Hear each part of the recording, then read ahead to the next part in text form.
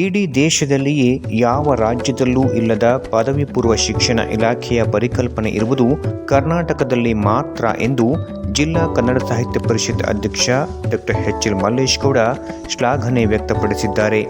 ನಗರದ ಕನ್ನಡ ಸಾಹಿತ್ಯ ಪರಿಷತ್ ಭವನದಲ್ಲಿ ಆಯೋಜಿಸಲಾಗಿದ್ದ 2024-25ನೇ ಸಾಲಿನ ಶೈಕ್ಷಣಿಕ ಕಾರ್ಯಾಗಾರ ಮತ್ತು ಪ್ರತಿಭಾ ಪುರಸ್ಕಾರ ಕಾರ್ಯಕ್ರಮವನ್ನು ಉದ್ಘಾಟಿಸಿ ಮಾತನಾಡಿದ ಅವರು, ಈ ಪರಿಕಲ್ಪನೆ ಮತ್ತು ವ್ಯವಸ್ಥೆ ಶೈಕ್ಷಣಿಕ ಕ್ಷೇತ್ರಕ್ಕೆ ಬಹಳ ಪ್ರಗತಿದಾಯಕ ಎಂಬುದನ್ನು ಒಪ್ಪಿಕೊಳ್ಳಬೇಕು ಎಂದರು. ಬಹಳ ಪಾಸಿಟಿವ್ ಆಗಿರುವ ಈ ಪರಿಕಲ್ಪನೆಯನ್ನು ನಾವು ಬೇರೆ ಬೇರೆ ಕಾರಣಕ್ಕೆ ನಾಶ ಮಾಡುವುದು ಬೇಡ. ಇನ್ನೂ ಹೆಚ್ಚಿನ ರೀತಿ ನಮ್ಮ ಮಕ್ಕಳನ್ನು ತಯಾರು ಮಾಡುವ ಬಗ್ಗೆ ಆಲೋಚನೆ ಮಾಡಬೇಕೆಯೇ ಹೊರತು ಹಿಂದಕ್ಕೆ ತಳ್ಳುವುದು ಅಷ್ಟು ಸೂಕ್ತ ಬೆಳವಣಿಗೆಯಲ್ಲ ಎಂಬುದು ನನ್ನ ವೈಯಕ್ತಿಕ ಗ್ರಹಿಕೆ ಎಂದರು. ಸುಮ್ಮನೆ ಅನುಷ್ಠಾನಕ್ಕಾಗಿ ಯೋಜನೆಗಳಲ್ಲ, ಅನುಷ್ಠಾನದಿಂದ ಆಗುವ ಪ್ರಯೋಜನಗಳ ಬಗ್ಗೆ ಮನಸ್ಸಿನಲ್ಲಿಟ್ಟುಕೊಂಡು ಯೋಚನೆ ಮಾಡಬೇಕು. ಯಾವ ಜಿಲ್ಲೆಯಲ್ಲಿಯೂ ಇಲ್ಲದಿರುವ ಕ್ರಿಯಾಶೀಲತೆ ಹಾಸನ ಜಿಲ್ಲೆಯ ಪದವಿ ಪೂರ್ವ ಶಿಕ್ಷಕ ಮಿತ್ರರಲ್ಲಿದೆ ಎಂದು ಸಂತಸ ವ್ಯಕ್ತಪಡಿಸಿದರು.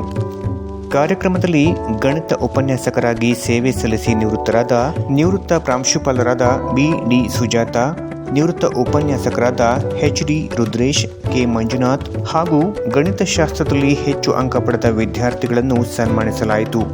ಕಾರ್ಯಾಗಾರದಲ್ಲಿ ಶಾಲಾ ಶಿಕ್ಷಣ ಇಲಾಖೆ ಪದವಿ ಪೂರ್ವ ಉಪನಿರ್ದೇಶಕ ಸಿ.ಎಂ. ಮಹಾಲಿಂಗಯ್ಯ, ಜಿಲ್ಲಾ ಪದವಿ ಪೂರ್ವ ಕಾಲೇಜುಗಳ ಗಣಿತಶಾಸ್ತ್ರ ವೇದಿಕೆಯ ಅಧ್ಯಕ್ಷ ಡಿ.ವಿ. ಸುರೇಶ್, ಹಾಸನ ಜಿಲ್ಲಾ ಪದವಿ ಪೂರ್ವ ಕಾಲೇಜುಗಳ ಪ್ರಾಂಶುಪಾಲರ ಸಂಘದ ಅಧ್ಯಕ್ಷ ಆರ್. ನಟೇಶ್, ಉಪನ್ಯಾಸಕರ ಸಂಘದ ಅಧ್ಯಕ್ಷ ಎಚ್.ಡಿ. ಸುರೇಶ್, ಹಾಸನ ಜಿಲ್ಲಾ ಸರ್ಕಾರಿ ನೌಕರರ ಸಂಘದ ನಿರ್ದೇಶಕ ಎನ್.ವಿ. ಗಿರೀಶ್, ಸಂಪನ್ಮೂಲ ವ್ಯಕ್ತಿ ಕೆ.ಎಚ್. ವಾಸುದೇವ್, ಹಾಸನ ಜಿಲ್ಲಾ ಪದವಿ ಪೂರ್ವ ಕಾಲೇಜುಗಳ ವೇದಿಕೆಯ ಮಹಾಪೋಷಕರಾದ ಎಸ್. ಲೋಕೇಶ್ ಹಾಗೂ ನಂದಿನಿ ಉಪಸ್ಥಿತರಿದ್ದರು.